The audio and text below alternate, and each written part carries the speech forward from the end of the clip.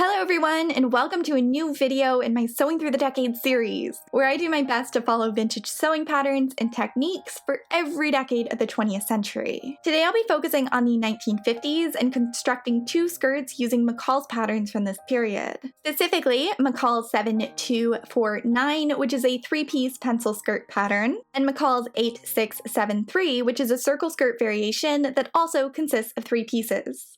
I know these are quite simple patterns and perhaps not the most interesting to feature in a video, but I thought these were both excellent examples of garments a woman might make in the 1950s to add to her everyday wardrobe or to wear to work. Though there are lots of exciting dress patterns, the practicalities of following separates really appealed to me, and hopefully it appeals to you too. For the first skirt I'll be using this interesting flecked flannel from the Platitudes collection at Joann's, and you only need 2 1/8 of a yard to create this skirt. I started by laying out the pieces on my fabric. There are only 3 of them, so this was a pretty easy process. And when I made my mock-up for this piece, I found the pattern a little small, or maybe I'm just too large. Either way, to improve the fit, I'm adding a 1/2 inch to the sides of all the panels. And I made sure to add additional allowance to the belt as well. This pattern came with a single sheet of instructions with 6 diagrams and a dozen or so steps.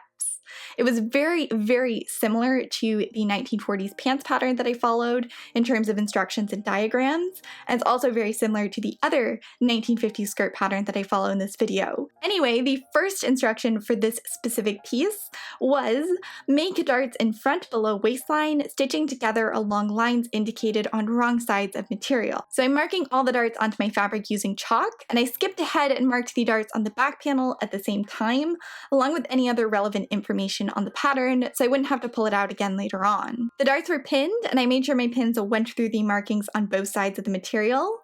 Then I sewed them up.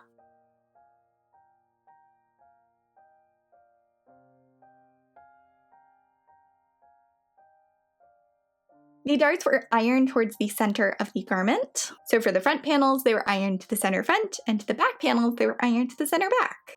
The next instruction is seam back to front at sides, joining seams to circles on hemlines, and leaving left side seam free above circle given on back for placket opening. The skirt has slits at both sides to allow for more movement, so I'm basically sewing the sides closed to just above that point.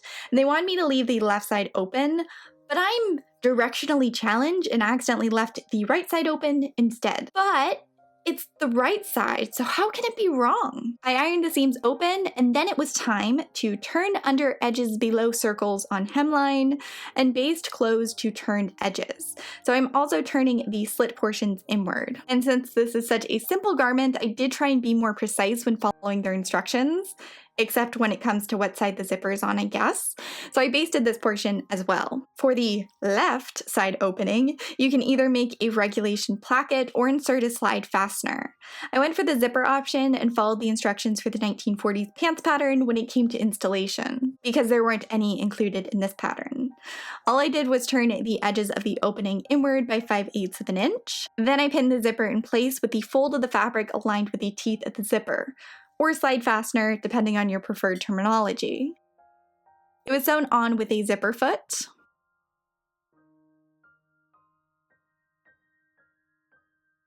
And now we are onto the waistband. The instructions for this are fold waistband lengthwise through center on line indicated, right sides of material together. Stitch ends and across lower edge to first circle given on lapping line. So basically, fold it in half and sew the ends. Then the corners were clipped and it was turned right side out. I ironed it, and then it wanted me to turn under the seam allowance of waistband and baste, then pin over top of skirt matching notches and centers. Baste, top stitch, turn in and hem free edge of waistband over seam on inside. So I began by folding the edge of the outer side of the waistband inward by a 1/2 inch. It was pinned onto the top of the skirt with the edges matching. Then I stitched as close to the folded edge as I could all the way across.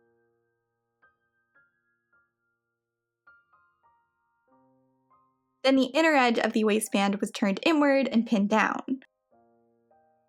I slip stitched this edge down by hand as instructed. Also, here you can see the fact that that zipper took 3 attempts, so there's a bunch of excess stitching on it. Oops!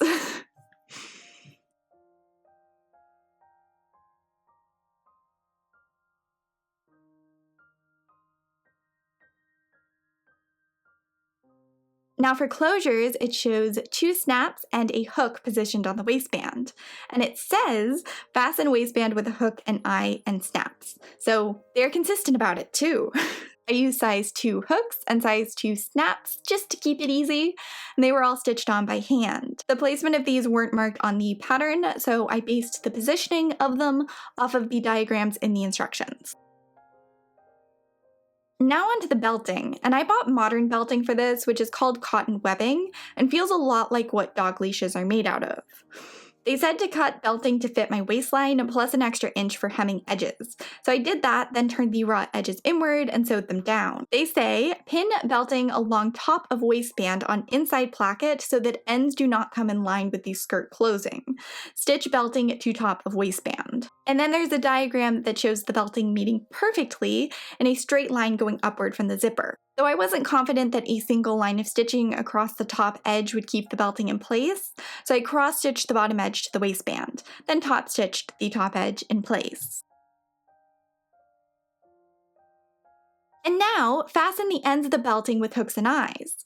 But wait, how? Doesn't the waistband extension shown in all the previous diagrams and specifically finished following their instructions and markings on the pattern get in the way of that? Why yes it does. It also conveniently disappears in the next image where they show the belt aligning with the zipper. So I feel like they wrote and drew all the other instructions and were too lazy to adjust them to also work with this step. So I improvised and cut off the extension of the waistband, then folded the raw edge inward and whip stitched it to the belting. Unfortunately, it was too thick to turn inward twice, so there's a raw edge there, but it is what it is. Then I sewed a hook onto that and an eye onto the other side of the belting, and now it closes properly. Onto the hem. They say stitch one edge of ribbon seam binding to inner raw edge of each side hem. And I'm using grosgrain ribbon for this and top stitching it on. I'm also stitching it around the entire hem of the skirt.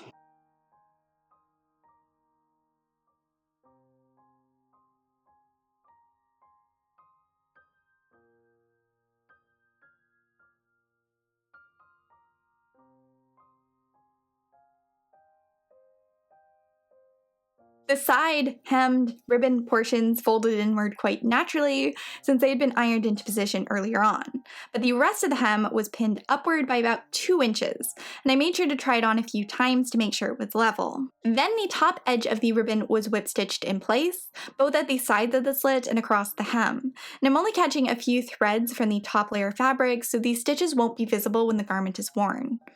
Unless you wear it inside out, but then you probably have other issues.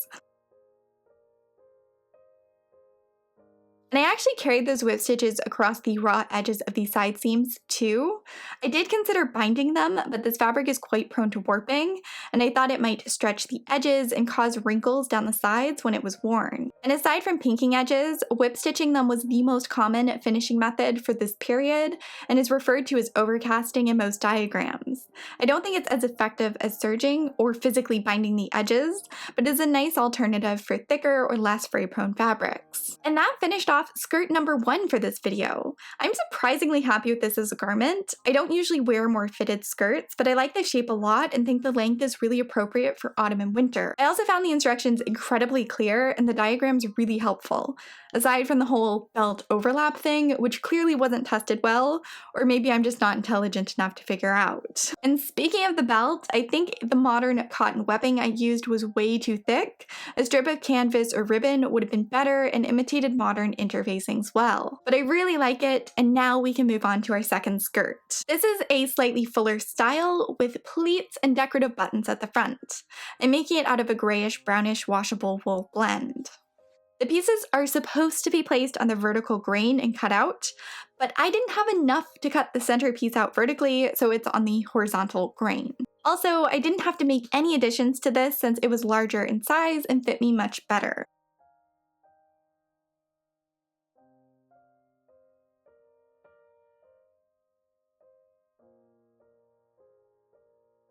Once everything was cut out, I transferred the various markings to the fabric. Some of these were easy, like the button placement or the pleat positioning, but I really struggled to mark these curved darts at the sides without damaging the tissue. So I created a separate template and traced around it, which I found much easier. And then I pinned and sewed the darts. This is actually step 3 or 4 in the instructions, but the darts are already sewn in the first diagram, so who really knows which is correct? It's easier to do them at this stage, so that's what I did. Then I used a ruler to mark pleating guidelines and pinned the front, back, and side back sections together with the right sides facing each other. Then they were sewn, and this is the first step that they have listed. Also, it's worth mentioning that they frequently refer to the back sections as the side back sections, even though they are the same piece of material.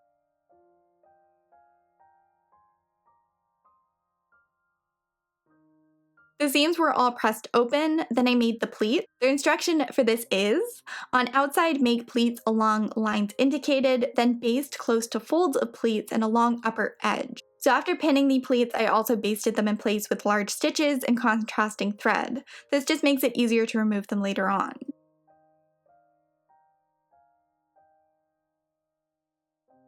Then I pinned the center back seam and sewed it, but left the seam open above the marked circle. This is where the zipper will go, and since it's at the center back, I didn't have to worry about which side to leave open, because sometimes I struggle with that. But I kind of ignored their circle and marked the opening based on the length of the zipper I had in my stash. With nylon or plastic zippers, you can trim at the length, but I was using a metal zipper, and you need bolt cutters and a set of files to trim them properly. So it was just easier to make the opening bigger than the zipper smaller. Then I basted the portion left open for the slide fastener closed. The exact instructions for this were, baste edges of back opening together along seam lines to keep edges together while placing the side fastener. Press entire seam open. So I did just that.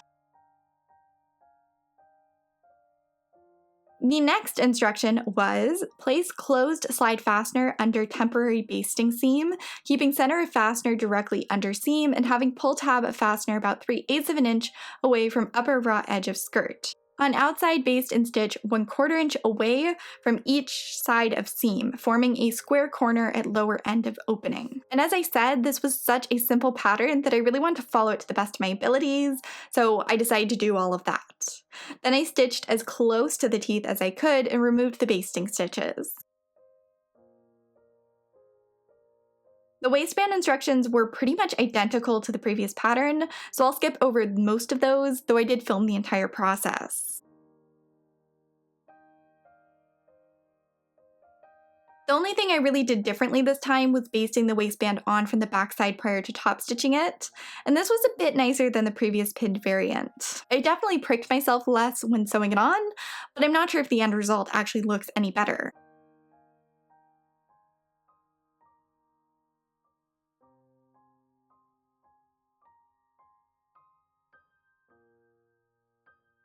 I also used a single and wider skirt hook for closure instead of a mixture of snaps and normal hook. I just find this is a little bit easier to do up, and since this closure is placed at the center back, I think it makes a little bit more sense. At this point it closed beautifully and it was time for belting, and this time around I chose to use a sturdy ribbon to avoid the bulk of webbing, and I cut it to be slightly larger than my waist and hemmed the ends. And this time I learned my lesson, and instead of having the belting meet at the center back and interfere with the other closure methods already installed, I had it staggered and offset about 3 inches to one side so it could hook closed without interfering with everything else. And you'll see more of what I mean when I actually get to sewing the closures in place. Anyway, I used a whip stitch to secure the lower edge this time and top stitch the top edge in place as instructed.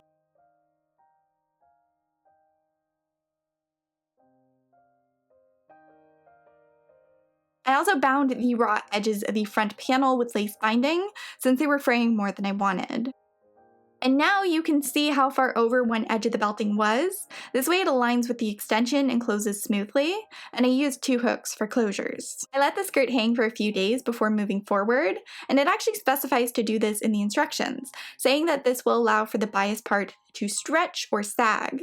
Then I laid the skirt flat and cut off the majority of the excess, then trimmed it more evenly while it was on my dress form. Then I began the somewhat intensive hemming process by turning up the hem by approximately 2.5 inches.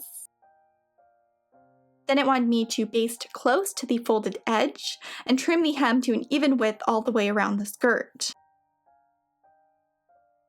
So after ironing and basting, I went around with a ruler and marked, then trimmed the hem down to be a perfect 2 inches.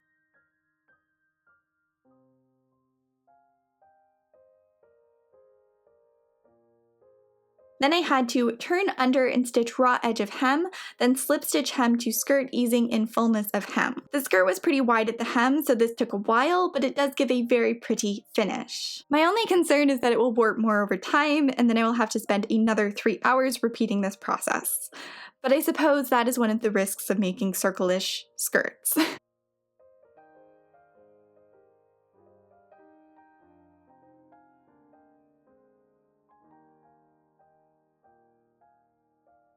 I finished the front edges with lace binding earlier on, but the center back seam was still raw, so I finished it with the overcasting as well.